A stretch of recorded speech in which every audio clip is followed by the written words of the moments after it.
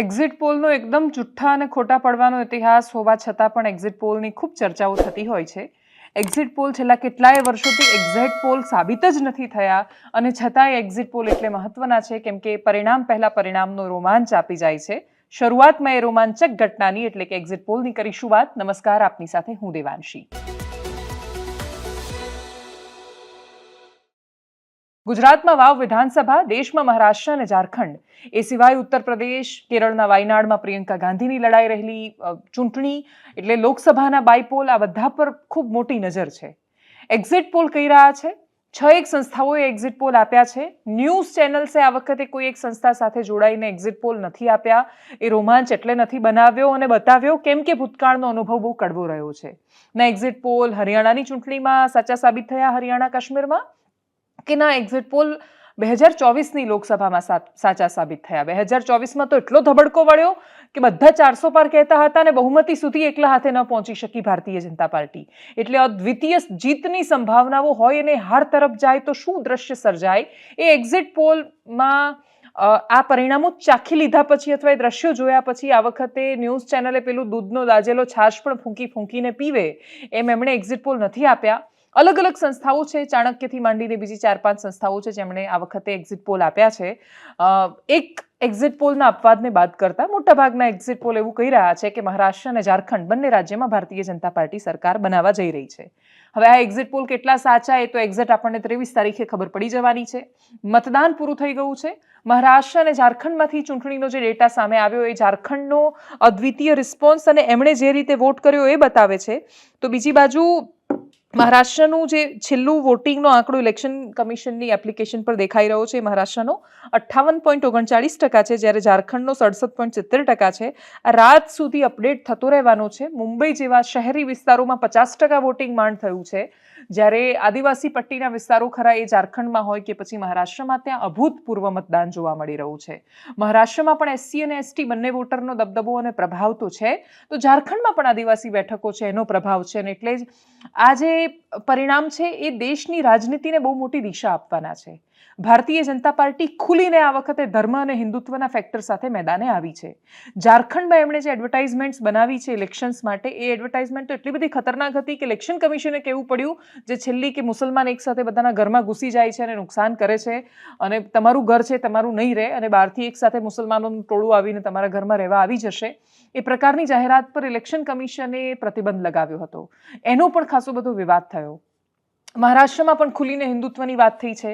બટેંગે તો કટેંગે, એક હે તો સેફ હે, નેક હે જેવા નારાઓ આ વખતે ખૂબ ચર્ચામાં રહ્યા છે.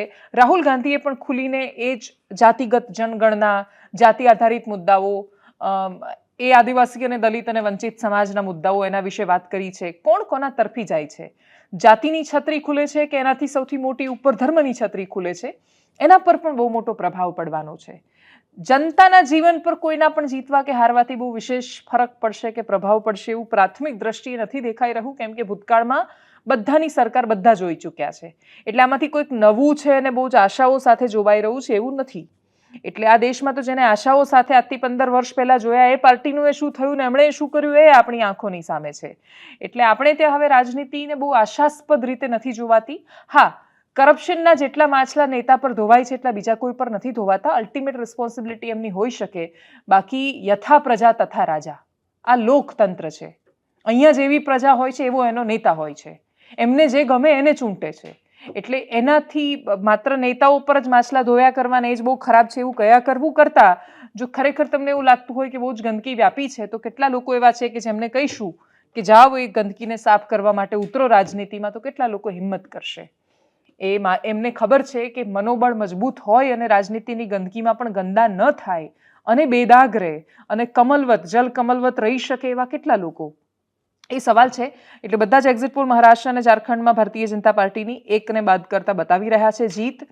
ઝારખંડમાં બહુ જ ક્લોઝ માર્જિન 2-3 એક્ઝિટ પોલમાં છે, એટલે ઝારખંડમાં શું થાય એના પર નજર રહેશે. મહારાષ્ટ્રમાં એકલા હાથે કોઈ પણ પક્ષ સરકાર નથી બનાવી શકતો, એટલે કોઈ ખરેખર ભારતીય જનતા પાર્ટી સાથે ફરીથી ખેલ કરી જાય છે કે કેમ, એ પણ બહુ મોટો અને શંકાનો પ્રશ્ન છે. એ રીતે પણ એને જોવામાં આવી રહ્યું છે. મહારાષ્ટ્રમાં મુંબઈ આવે છે જે દેશની આર્થિક રાજધાની છે, ત્યાં ખૂબ પૈસો છે. દુનિયાના, આપણા દેશના બધા જ મોટા ભાગના પૈસાદાર માણસો ત્યાં છે. એટલે ત્યાં જે જીતે છે એના હાથમાં પૈસો પણ આવે છે, એ પણ એના પર નજર રહેવાની છે. વાવમાં શું થઈ રહ્યું છે? વાવની વિધાનસભામાં કોઈ એવો એક્ઝિટ પોલ તો છે નહીં જે મોટી સંસ્થાઓએ કર્યો હોય. પત્રકારોને બધા પૂછી રહ્યા છે અને પૂછાતા જે પ્રશ્નો છે એના જવાબોમાં 12 પત્રકારોનો જે સર્વે કર્યો, જે અમારી પાસે આવ્યો, 4 પત્રકારો સાથે અમે વાત કરી, બાકીની બધી ચેનલ પર અલગ અલગ પત્રકારોને સાંભળ્યા, તો એના પરથી જે સામે આવ્યું એનો ચિતાર હું કહી રહી છું. 12માંથી 7 પત્રકારોનું એવું કહેવું છે કે ગુલાબસિંહ જીતી રહ્યા છે.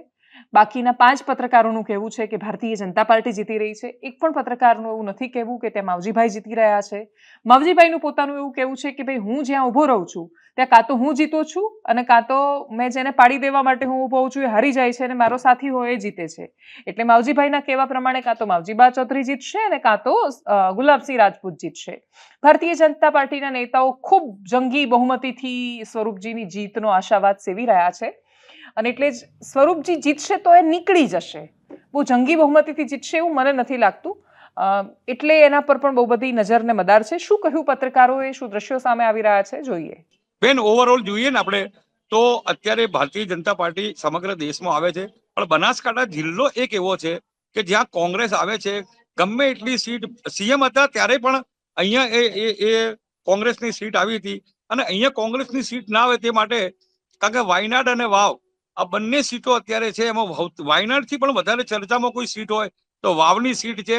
એટલે વાવની સીટ માટે જો કોંગ્રેસનું મોટું ગઢ ગણાય છે અને જાગીરદાર સમાજ છે, દરબાર સમાજ છે અને કોંગ્રેસના જે જૂના મતદારો છે એ તમામે તમામ એક છૂટ પર અત્યારે દેખાય છે. એટલે overall this is my opinion. મારા મતે હું અત્યારે અમને પહેલા નંબરે મૂકું છું કે કોંગ્રેસ અહીંયા છે. માવજીભાઈ અને પેલી આ ત્રણની વચ્ચે પણ માર્જિન બહુ ઓછો હશે. ભાજપ તરફ કોંગ્રેસ તરફી ક્યાંક વાતાવરણ આપણને થોડા અંશે દેખાય છે કે કોંગ્રેસ ક્યાંક ને ક્યાંક બાજી મારે તો કંઈક નવાઈ નહીં એમ. એટલે તમારું એવું કેવું છે કે ગુલાબસિંહ જીતી રહ્યા છે ત્યાં? એટલે ચોક્કસપણે તો આપણે નથી કહી શકતા પાયલબેન, પણ ક્યાંક એવું લાગી રહ્યું છે આપણને, કારણ કે ચૌધરી સમાજનું ક્યાંક મતદાન ઓછું થયું છે. ઘણા બધા ગામડાનો આપણે સર્વે કર્યો, ચોક્કસપણે ક્યાંક કહી શકાય કે ભાજપ ની ટક્કરમાં કોંગ્રેસ અત્યારે ક્યાંક આપણને ઝીરો ગ્રાઉન્ડ ઉપર એવું લાગે છે કે કોંગ્રેસ ક્યાંક ને ક્યાંક નીકળે તો કોઈક નવાઈ નહીં એમ. બેન, મેં કીધું એમ બીજા તો ઘણા લોકોના સર્વે એવું કહે છે કે ભાઈ માવજીભાઈ 50,000 થી 55,000 60,000 વોટ લઈ જાય, પણ માવજીભાઈને અત્યારથી લખી નાખો કે 35,000 પ્લસ અને 40,000 વોટ રહેશે અને જે તે પણ વોટ તૂટે છે ખાસ કરીને એમની સમાજના તૂટશે.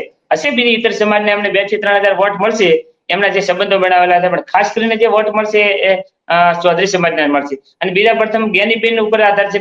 જ્ઞાનીબેન ના તરફી કેટલા વોટ આવે છે? આ ઠાકોર સમાજના 15,000 થી 20,000 વોટ આવે અને સામે માવજીભાઈ એમની સમાજના 30,000 પ્લસ વોટ લીધા તો કોંગ્રેસ 100% જીતે એવું દેખાઈ રહ્યું છે. બેન, એટલે આમ ગણવા જો તો ત્રિપાખીયો જંગ છે, પરંતુ જેમ જેમ કેટલી લીડ લે છે, શું લે છે, સુઈગામ અને વાવની અંદર ભાજપને લીડ મળવાની નથી, ભાભરની અંદર ભાજપને લીડ મળવાની છે.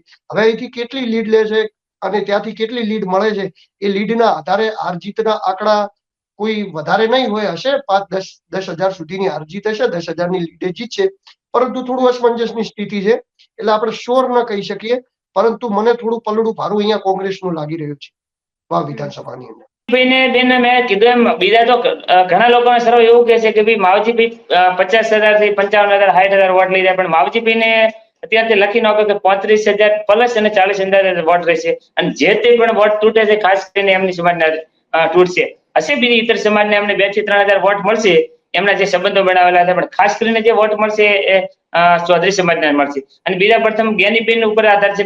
જ્ઞાનીબેન ના તરફી કેટલા વોટ આવે છે? આ ઠાકોર સમાજના 15,000 થી 20,000 વોટ આવે અને સામે માવજીભાઈ એમની સમાજના 30,000 પ્લસ વોટ લીધા તો કોંગ્રેસ 100% જીતે એવું દેખાઈ રહ્યું છે. બેન,